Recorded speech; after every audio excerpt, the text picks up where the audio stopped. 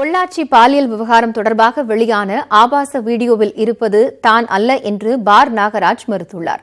இது தொடர்பாக விளக்கம் அளித்து அவர் வெளியிட்டுள்ள வீடியோவில் பாலியல் வழக்கில் கைது செய்யப்பட்டுள்ள சதீஷ் தான் அந்த வீடியோவில் இருப்பவர் என்று கூறியுள்ளார்.